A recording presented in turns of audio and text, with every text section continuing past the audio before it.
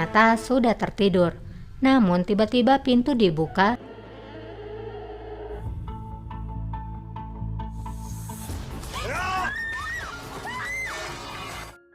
Ia pun segera bangun dan siap menyerang. Wanita itu pun ketakutan dan menjelaskan bahwa ia hanya membawakan susu. Tapi Rustem tetap tidak melepaskannya. Sampai Mirima pun memanggil suaminya bahwa ialah yang meminta susu itu sebelumnya. Rustem pun melihat susu yang telah tumpah di lantai dan melepaskan pelayan itu. Lalu dia pun duduk. Ancaman itu benar-benar membuatnya gila.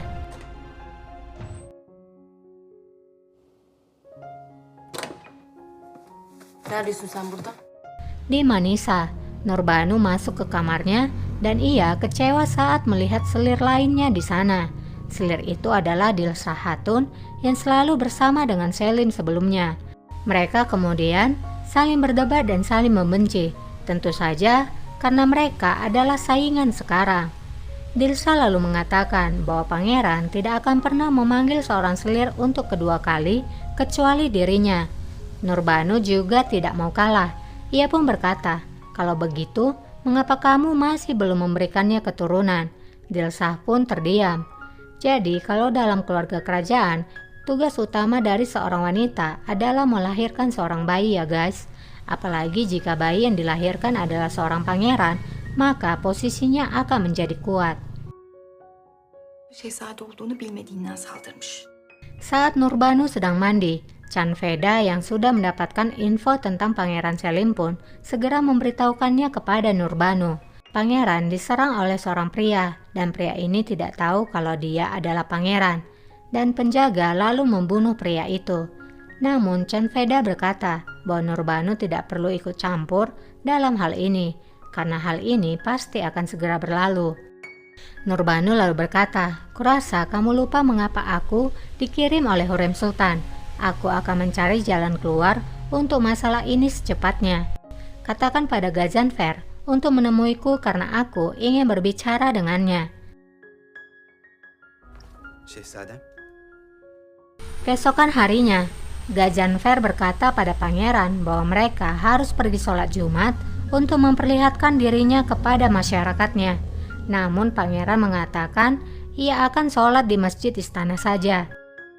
Gazanfer pun berkata bahwa hal itu tidak pantas, di mana orang-orang telah diberitahukan bahwa pangeran akan datang ke masjid umum. Orang-orang akan menunggumu. Selim pun berkata, "Orang-orang yang mana Gazanfer? Apakah orang-orang yang menyambutku dengan bunga lalu menggosipiku?" Gazanfer pun menjawab, "Kamu tahu yang terbaik pangeran, tapi jangan menyalahkan semua orang yang berada di Manisa hanya karena beberapa pria yang tidak bijaksana." Mau tidak mau, akhirnya pangeran pun pergi ke masjid umum. Saat ia selesai sholat Jumat, ia pun tersenyum melihat rakyat mengeluk-elukan dirinya.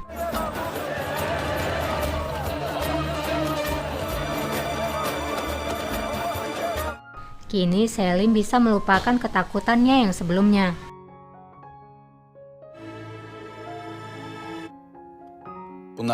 Apalagi setelah ia sampai di istana, ia mendapatkan hadiah dari rakyatnya, di mana Gazanfer mengatakan bahwa hadiah itu diberikan oleh rakyatnya karena mereka mencintai dirinya.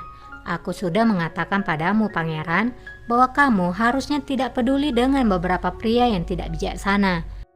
Selim pun berkata, "Kamu memang benar." Selim pun semakin percaya diri.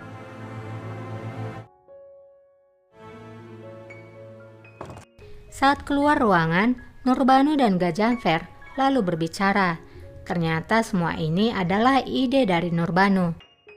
Mereka telah membayar orang untuk memuji Selim, termasuk memberikan hadiah-hadiah kepada Selim adalah bagian dari rencana Nurbanu. Gazanfer pun berkata, "Namun kita harus berhati-hati agar pangeran tidak mengetahuinya." Nurbanu pun berkata bahwa Gazanfer harus menutup mulut para aga dan juga selir. Tak lama setelah Nurbanu pergi, seorang aga pun menyampaikan kepada Gazanfer bahwa ada seorang wanita yang ingin menemuinya. Gajanfer pun lalu keluar, dan di luar seorang wanita mengeluh dan ingin menemui pangeran. Karena rupanya dia adalah istri dari suami yang telah mati dibunuh oleh pangeran waktu di pasar. Namun Gajanfer mengusir wanita itu, dan wanita itu pun mengancam akan melaporkan hal itu kepada hakim untuk mendapatkan keadilan.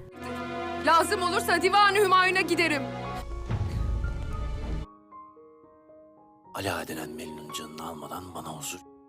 Sementara di lain tempat, Rustem yang mengalami ketakutan akan keselamatannya kembali menemui Hurrem. Ia pun berkata, ia tidak akan tenang dan damai selama ia belum bisa mengambil nyawa dari Ali Aga. Hurrem pun berkata, kedamaian apa Rustem? Jangan lupa, tiupan angin akan semakin kencang ketika kamu berada di atas. Setiap jabatan yang kamu raih akan mendekatkanmu kepada kematian. Yang kamu butuhkan sekarang bukanlah kedamaian tapi kekuatan. Kamu harus kuat, jadi angin tidak akan bisa membawamu. Jangan khawatir. Akhirnya Rustem pun berkata, tidak ada seorang pun yang bisa melakukan apapun padaku kecuali dirimu dan raja. Hurrem pun senang karena Rustem telah mengerti maksudnya. Ala, Sultanım. sana nasıl baktığını gördüm Huri Cihan. Di kamar Fatma, Fatma Sultan dan Huri Cihan sedang duduk bersama. Fatma mulai membicarakan tentang Bayezid. Aku melihat bagaimana kamu memandang Bayezid. Tampaknya kamu memiliki perasaan yang tidak bisa kamu cegah. Huri Cihan ingin menghindar dan membantah mengenai perasaannya. Namun Fatma berkata, jangan menyangkalnya. Huri Cihan pun akhirnya jujur tentang perasaannya. Tapi Bayezid seharusnya tidak boleh mengetahuinya dan tidak akan pernah mengetahuinya. Lagi pula ini tidak akan mungkin.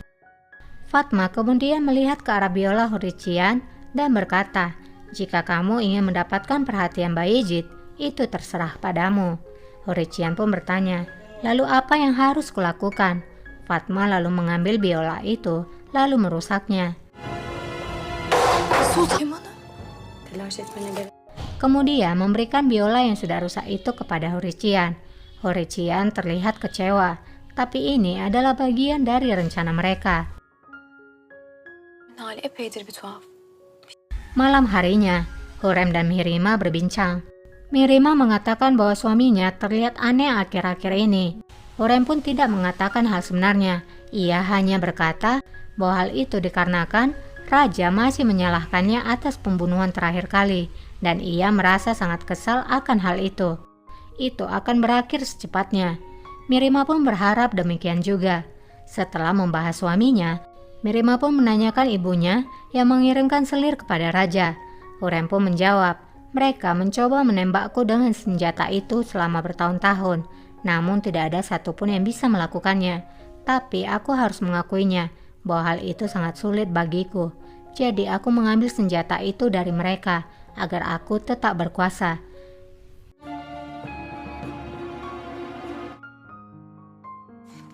Hürrem burada değil. Di depan ruangan raja, Fatma Sultan membawakan Najenin kembali ke kamar raja. Dan raja rupanya menerima Najenin dan ia pun masuk ke dalam. Afife melihat hal itu ketika Najenin sudah masuk ke dalam kamar raja. Fatma ingin kembali, lalu berkata kepada Afife agar ia tidak memberitahukan apa yang telah ia lihat kepada Hurrem Sultan. Afife lalu berkata, mengapa aku harus melakukannya? Bukankah Hurrem Sultan telah mengirimkan selir itu terlebih dahulu? Fatma pun menjelaskan bahwa selir itu hanya dikirim sekali saja dan sudah diproteksi sebelumnya agar mencegah kehamilan. Jika Hurrem melakukan hal yang baik, pasti dia telah melakukannya dengan tepat. Afife pun berkata, tanpa melewati batas, aku hanya menyarankan padamu untuk menjauh dari hal seperti ini. Sudah cukup darah yang tercurah. Tidak perlu ada darah lagi yang tertumpah, hingga tidak seorang pun yang akan dirugikan. Fatma pun berkata, jangan khawatir, di sana hanya ada cinta bukan darah.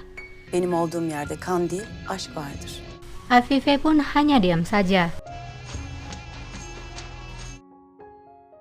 Mühim dedim bu mu şimdi? Benim için mühim ha. Rupanya Lukman Aga, yaitu penjaga kamar raja, telah dibawa oleh pelayan setia Fatma. Ia berkata pada Lukman bahwa ia butuh seseorang untuk mendengarkannya, di mana Sumbul telah memusuhi dirinya, tapi berbeda dengan Lukman Aga. Ya, ini adalah trik dari Fatma agar pintu kamar raja tidak dijaga oleh Lukman. Di dalam kamar raja, raja tampak sedang mengenakan kembali pakaiannya. Untuk seorang raja yang berhubungan dengan wanita harem biasa, bersama mereka seperti membaca sebuah buku. Setelah selesai akan menutupnya langsung. Berbeda saat bersama Hurrem yang dicintainya, raja akan berlama-lama di ranjangnya, membacakan puisi cinta untuk Hurrem, makan bersama dan berbicara tentang banyak hal yang menarik. Meskipun demikian, Najenin tampak puas bisa kembali bersama dengan raja. Ia tersenyum senang karena tujuannya akan segera tergenap.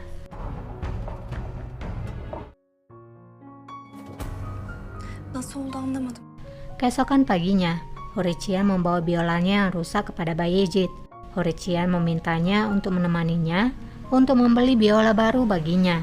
Namun Bayezid berkata bahwa ia akan menyuruh Sumbul untuk membelikannya. Namun Hurrician beralasan bahwa ia harus pergi sendiri untuk mengetahui biola itu baik atau tidak. Tapi aku tidak akan diizinkan keluar. Bayezid pun memikirkan sesuatu. Singkatnya, kini mereka berdua kini berada di pasar tanpa pengawalan untuk membeli biola itu.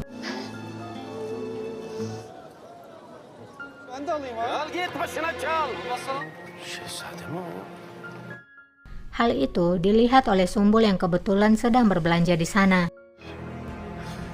Sümbül burada. Bayezid dan Hurrician pun bersembunyi agar tidak ketahuan.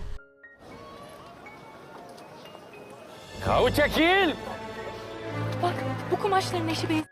Sumbul dihalangi oleh seorang penjual kain. Karena melihat wanita itu, Sumbul pun tidak lagi mencari pangeran.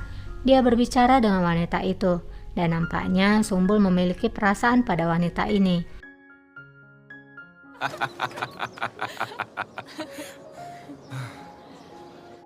Di lain tempat, Bayezid dan Hurrician berhenti di bawah jembatan, dan pada saat itu mereka berdiri berhadapan. Hurrician yang tidak bisa menahan perasaannya, lalu tiba-tiba mencium Pangeran Bayezid. Karena malu, ia pun meninggalkan pangeran di sana.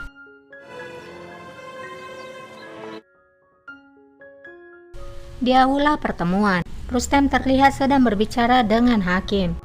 Kemudian seorang tentara Janisari datang dan mengatakan bahwa komandannya Ali Aga mengundang Rustem Pasa untuk makan bersama. Rustem pun menyetujui pertemuan itu, meski rasanya berat harus menemui orang yang akan membunuhnya. Mesele var sultanım. Divanın orada bir... Di ruangan Rustem, ia menginformasikan kepada Hurrem bahwa komandan pasukan Janisari, yaitu Ali Aga, mengundangnya untuk makan bersama. Rustem berkata jika ia takut mereka akan membunuhnya. Hurrem pun mengatakan mereka tidak akan meracunimu di meja mereka. Rustem pun berkata segalanya mungkin terjadi. Siapa yang akan menghentikan mereka? Mereka akan membunuhku di sana. Raja mungkin akan memenggal beberapa kambing hitam, tapi aku sudah mati.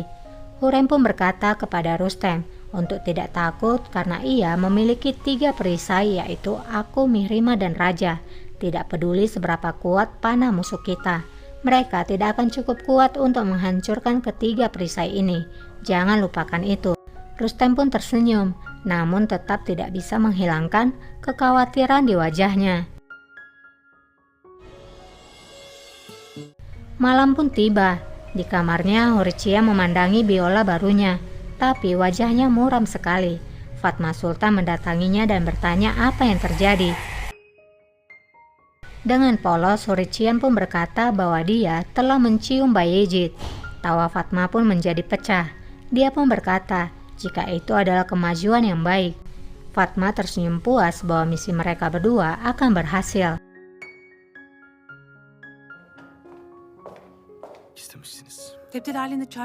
Di ruangan Hurrem, Hurrem mendengar dari Sumbul tentang pangerannya yang ada di pasar berdua saja bersama Hurrician. Bayezid lalu masuk ke kamar ibunya. Hurrem langsung menegurnya karena pergi ke pasar dengan Hurrician tanpa para pengawal. Begitu banyak aga, mengapa kamu yang membelinya hanya demi sebuah biola? Hurrem pun memarahinya dan mengatakan bagaimana jika ayahnya tahu tentang hal ini karena ia pergi diam-diam tanpa pengawalan. Namun Bayezid malah marah dan mengatakan beritahukan saja pada ayah. Lalu kemudian meninggalkan ibunya. Siz söyleyin. Umurumda değil. Neden beni değil de Selim'i tercih etti diye. Hurrem pun berkata, kamu tahu mengapa ayahmu memilih Selim?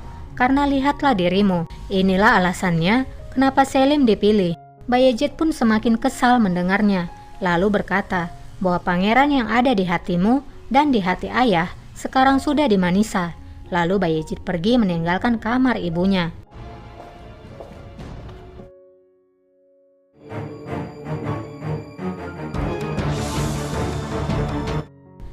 Keesokan harinya, di kamp Janisari, Rustem Pasha memasuki barak pasukan Janisari. Dia dikawal oleh beberapa pengawalnya.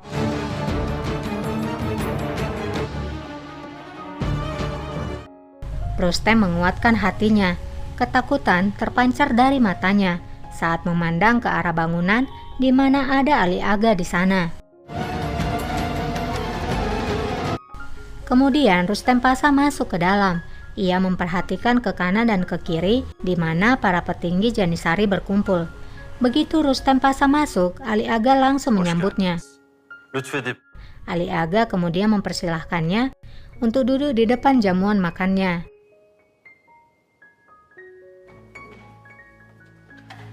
Rustem duduk tapi dia terdiam.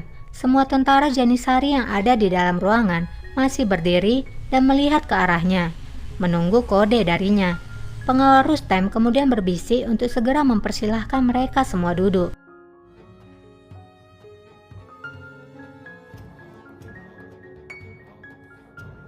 Ali Aga menyuruh tentara untuk mulai menghidangkan makanan. Pikiran Rustem penuh kecurigaan. Kematian akan dirinya menghantui jiwanya.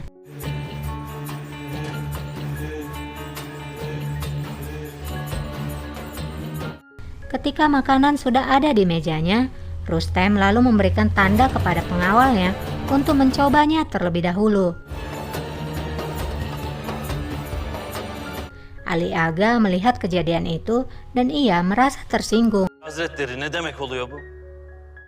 Rustem pun beralasan bahwa ia sudah terbiasa melakukan hal itu bahkan di dalam istananya sendiri. Ali Aga tetap tidak terima dengan alasan dari Rustem. Ia pun berkata bahwa tentara Janisari adalah tentara elit yang hanya akan membunuh orang dengan memenggal kepalanya saja dan bukannya menaruh racun pada makanan mereka. Rustem pun muak mendengar ucapan Ali Aga yang nampak tidak menghargai pendapatnya. Rustem kemudian membalikkan mejanya dan berdiri. Rustem pun berkata, kamu telah melampaui batasmu Ali Aga.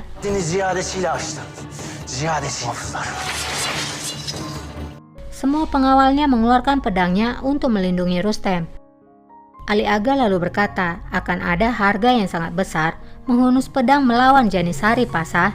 Rustem pun berkata, bersyukurlah karena tidak mengambil nyawamu. Kamu akan membayar untuk hal ini. Rustem keluar dari barak Janisari dengan emosi. Di teras ruangan Hurrem, Hurrem sedang bersama Mihrima. Tak lama kemudian, Afifia datang dengan kekhawatirannya. Ia mengatakan jika Lukman Aga memberitahunya bahwa Pangeran Bayezid mengunjungi raja untuk berpamitan kembali ke provinsi dan langsung pergi setelah itu. Hurrem menjadi cemas. Ia berdiri di teras lalu melihat ke arah taman dan ia melihat Bayezid sedang bersama dengan Cihangir. Bayezid inat etme. Cihangir menasihati abangnya agar tidak keras kepala dan berpamitan pada ibu, agar ibu tidak menjadi sedih. Namun Bayezid berkata, aku kira ibu tidak akan bersedih. Ia pun memeluk adiknya lalu pergi.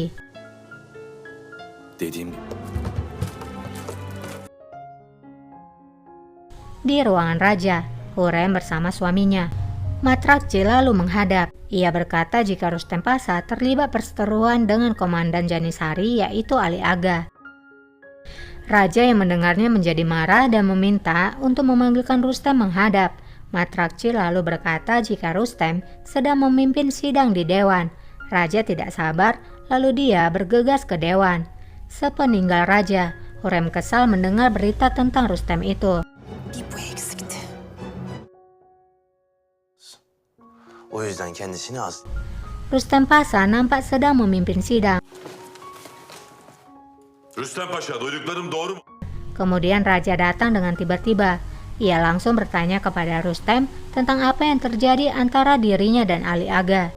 Alakalı size malumat vermek üzere yanınıza gelecek. Malkanma hakarete var. Hurrem mendengarkan semua perbincangan di ruang dewan dari dalam ruang rahasianya. Ia merasa tidak puas dan berpikir keras untuk menyelamatkan menantunya. Ali Ağa nerededir? Raja juga memanggil Ali Aga dan mendengarkan informasi darinya. Ocağın sıkıntılarından bahsediyor. Kendilerine Ia lalu meminta perinciannya dari Hijr selengkapnya, dan setelah itu maka raja akan mengambil keputusannya. Ondan sonra vereceğim. Emir. Hakkındaki onca şikayete... Malam harinya, Raja dan Hurrem sedang duduk bersama di sofa. Raja menceritakan konflik antara Rustem dan Janisari, dan betapa kecewanya ia kepada Rustem. Hurrem pun mencoba menenangkan suaminya dan meminta Raja untuk melihat sisi positif dari Rustem. Tidak mudah menemukan seorang seperti Rustem, dan pasti Mirima juga akan merasa kesal atas hal ini. Raja pun diam dan berpikir. Ne vakittir? Keesokan paginya, setelah menghabiskan malam bersama, Hurrem dan Raja sarapan berdua. Di luar pintu, Najenin berkata kepada Lukman bahwa dia ingin menemui Raja. Lukman tertawa dan mengejeknya. Ia berkata jika Raja sedang bersama dengan Hurrem Sultan. Kemudian Fatma Sultan pun datang dan mengatakan kepada Lukman untuk memberitahukan bahwa ia akan menghadap. Lukman Aga pun menurut dan tidak berani menolak. Emredersiniz sultan. Gel. Lakin Fatma Sultanımız geldi. Raja pun mempersilahkan Fatma untuk masuk. Hurrem mendengar itu dan ia akan beranjak pergi. Tapi Raja mencegahnya dan memberinya tanda untuk tetap di tempat duduknya. Hurrem pun kaget saat melihat Fatma masuk bersama Valeria. Fatma dengan bahagianya mengatakan kepada Raja jika Najenin, selir kesayangannya, telah hamil. Raja pun terkejut, apalagi Hurrem. Evladınız olacak. Hurrem tidak bisa menyembunyikan kekesalannya. Ia memandang ke arah Raja yang juga tersenyum menatapnya. Raja dan Hurrem saling menatap. Hurrem benar-benar tidak senang dengan berita itu. Ia pun menatap tajam ke arah Fatma Sultan. Dan cerita pun bersambung. Buat yang suka dengan kelanjutannya, boleh dong di subscribe dulu supaya setiap kali aku upload video terbaru, kalian dapat notifikasinya. Terima kasih udah subscribe, terima kasih udah setia nonton channel ini, dan terima kasih juga yang sudah like dan komen, itu sangat berarti bagi aku. Semoga kalian tetap sehat selalu dan dilindungi oleh Tuhan Yang Maha Esa. Sampai jumpa, bye!